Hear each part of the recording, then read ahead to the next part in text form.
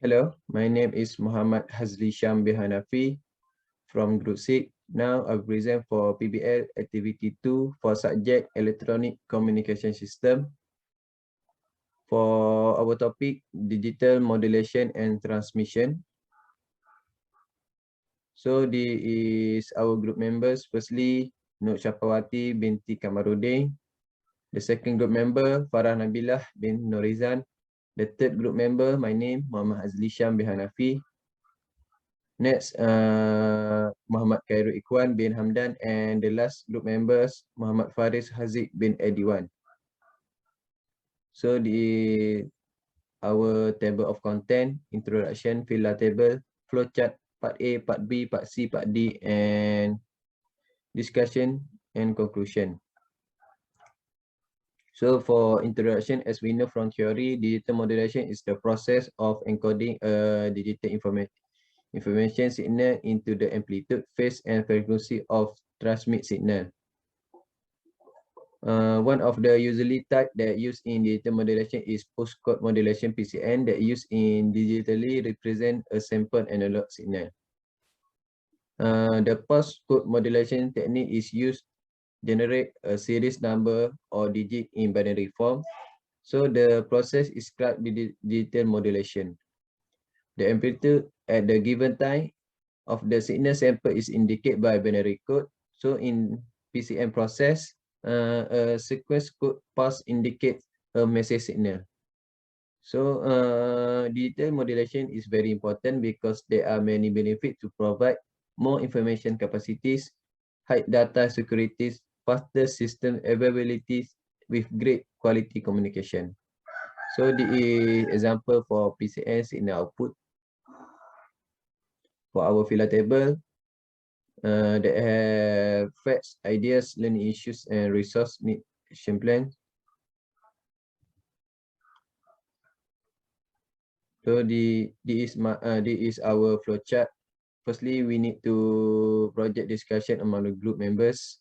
Next, analyze problems statement from the instruction. After that, create a block diagram to encode and decode an analog modulating signal using postcode modulation technique in MATLAB Simulink. Next, do a simulation for part A, part B, C, and D based on the different scenarios to analyze, discuss, and resultant recovered modulating signal and elaborate for the solution. Lastly, evaluate the result and discussion and conclusion. For part A, PCM encoding and decoding in MATLAB Simulink. So, firstly, for part A, scenario 1, the SFS frequency to FM, and for n-bit encoded PCM data 4-bit. So, firstly, I will choose sampling per signal. For amplitude, I will use 5, and for period, 1/200.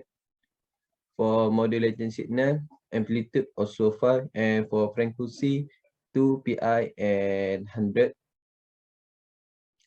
So for encoded, I will use 4-bit.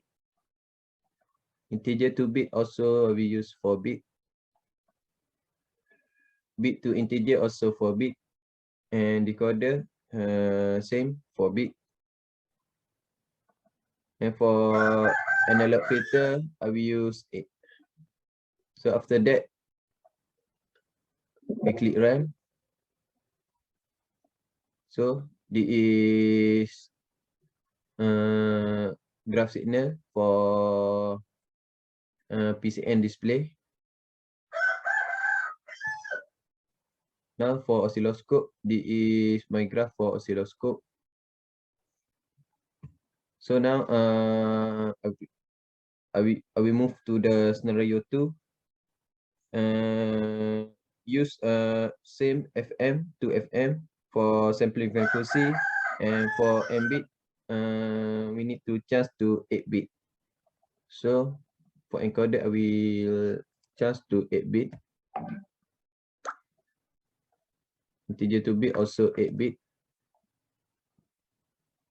Bit to integer also 8-bit. And decoder also 8-bit. And analog filter, I will use filter order 8. So after that, we need to click run. So for firstly, encoded PCN display, this is our graph for PCN display. Now we can see the difference in scenario 1, the signal graph increase. Now for oscilloscope, the signal graph also increase. So Assalamualaikum warahmatullahi wabarakatuh. My name is Muhammad KHAIRUL bin HAMDAN. My number matrix CE190216. I will continue for my part B for scenario 3 and 4.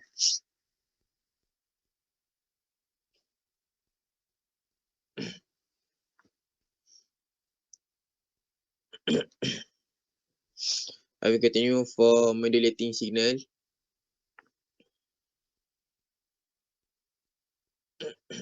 For amplitude 5 and frequency is 2 pi 100.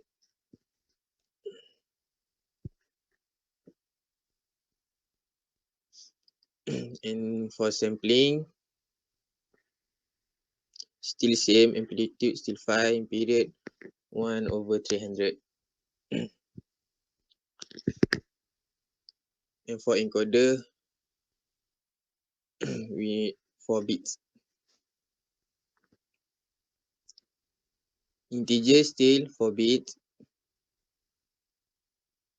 And bit to integer same 4 bit. And for decoder 4 bits. Okay, now we run.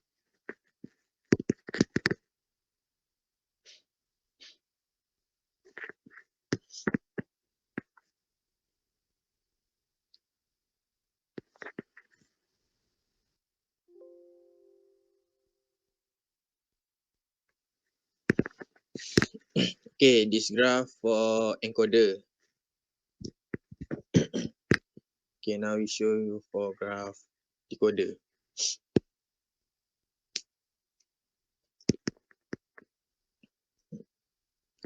Okay, this is graph for decoder. Thank you for scenario 3 and now for scenario 4.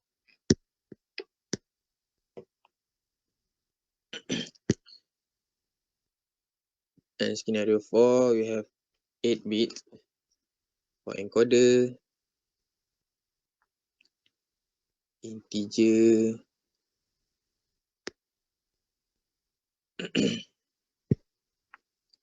bit to integer 8 bits, and decoder 8 bits. Alright. Now we run.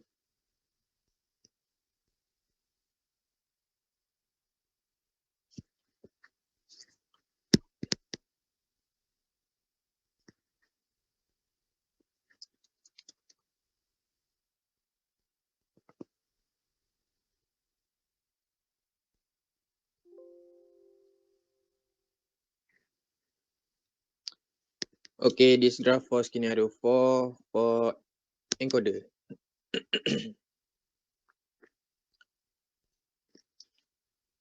Okay, this is for decoder for scenario 4. Assalamualaikum warahmatullahi wabarakatuh. My name is Muhammad HAZIQ bin IKHWAN and my unit number is CE190003. So I will explain for the part C where I need to simulate the frequency of the sampling frequency and bit encoded PCM data. Before that, I want to say sorry to my lecturer because I cannot open the Simulink in both recording session because of my laptop is a little bit slow and lagging. So I hope by showing in this word can let explain very clear. So let's get started. So when I need to get the result as here, this is the frequency sampling. So I need to set up the block parameters to below of 2, so I can get the line like this. So this is the scope. There's two scope. This is the first scope, and another one is the second scope. So this is the second scope 4-bit encode PCM display. So after I managed to run into this line graph, so I click on the oscilloscope table. So the result I get was like this. So this is this showing that the blue line is as the modeling signal as the MT, and the yellow line is the analog filter. There's a show that the graph run very similarly as the part A, B, and D. So that's all from me. Thank you.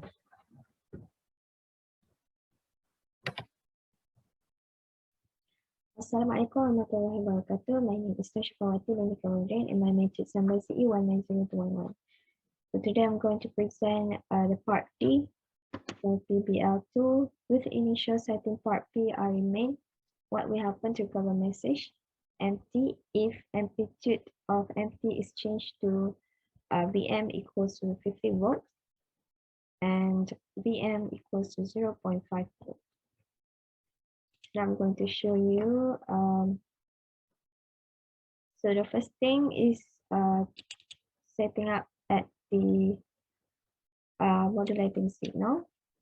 Change the amplitude to 50, and then frequency is 2 times pi times 100.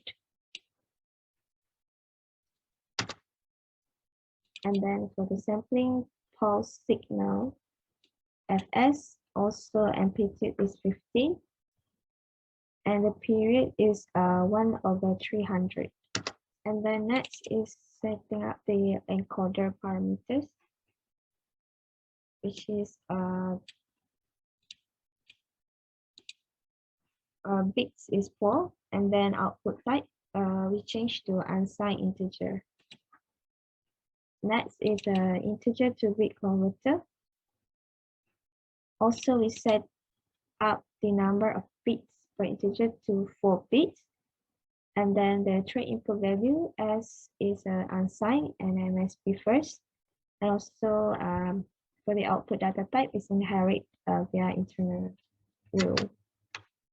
And next one is bit to integer converter.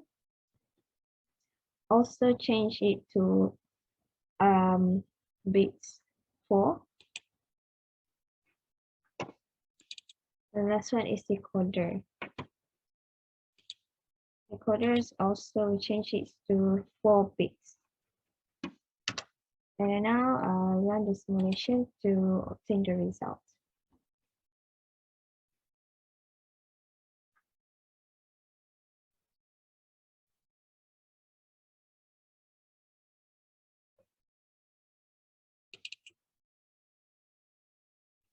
So this is the result at the scope. And this one,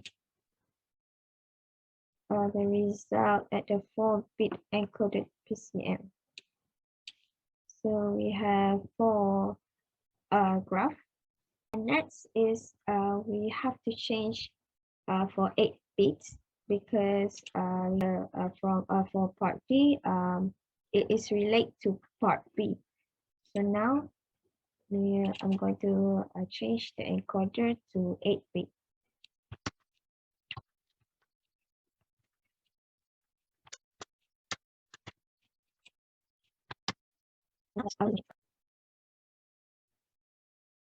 So the results So we obtain 4 bits and 8 bits. It's still the same. And then now next is for 4-bit results.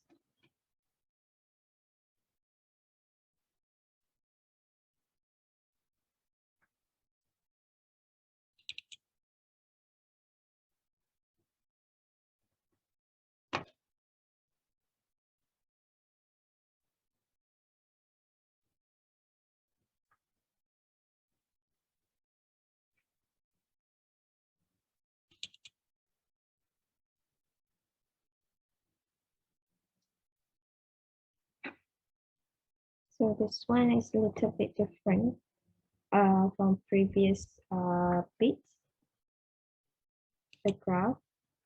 And then just to look at 4-bit encoded. My name is Farah BINTI Noorizan. My metric number CE190054. I will explain for part D. With initial setting part B are remain, what will happen to recovered message M prime T if amplitude of MT is changed to Roman VM equal 0.5 volt. Okay, first I'll be doing for the scenario 3, the sampling frequency Fs equal to bigger to FM and bits encoded BCM data is equal to 4. Okay, this is the block diagram of the encoder and decoder pulse code modulation. Okay, first, okay, our Fs is 1/200, but for this question is Fs is bigger than Fm, so we change to 1/300 with the amplitude 0.5. The modulating signal also amplitude 0.5. The frequency is 2π100. The stop time is 0.05. Okay, after that we run.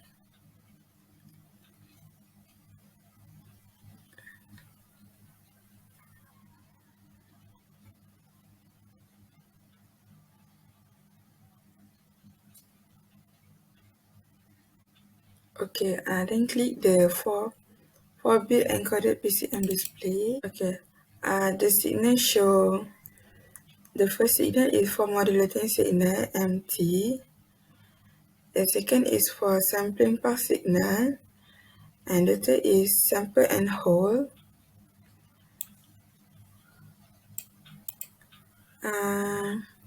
Then is for the encoder, and lastly is for integer to bit converter. Okay, next is the waveform of the decoder. Okay, the first waveform is for modulating signal MT, and the second is for analog filter. Next, I will explain for scenario 4, the sampling frequency bigger than 2 FM, and the M-bit encoded PCM data is 8. Amplitude 0.5 and period 1/300 with a pass wide 15. And the modulating signal also same with the amplitude 0.5 and the frequency is 2π100. After that we run.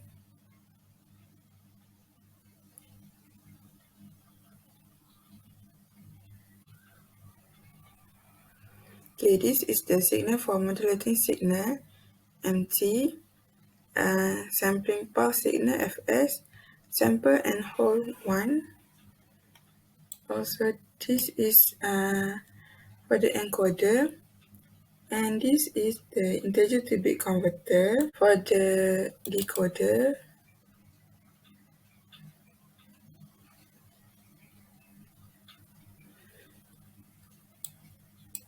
okay, this decoder is first signal is for the modulating signal, and the analog filter. I think that's all from me. Thank you. So for the discussion, we know that modulation is a process changing the carrier signal's parameters based on the message signal's instant values. The transmission of a message signal is primarily for communication, and while a high-frequency signal such as carrier signal does not contain data, it is used for the long-distance communication. And modulation techniques can be classified based on the type of modulation employed. And the digital modulation, for example, employs the PCM postcode modulation technique.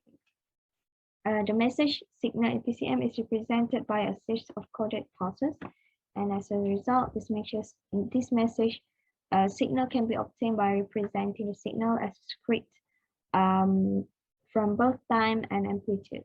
Postcode modulation is a method for converting an analog signal into a digital signal that can then be transmitted through a digital communication system as a modified analog signal.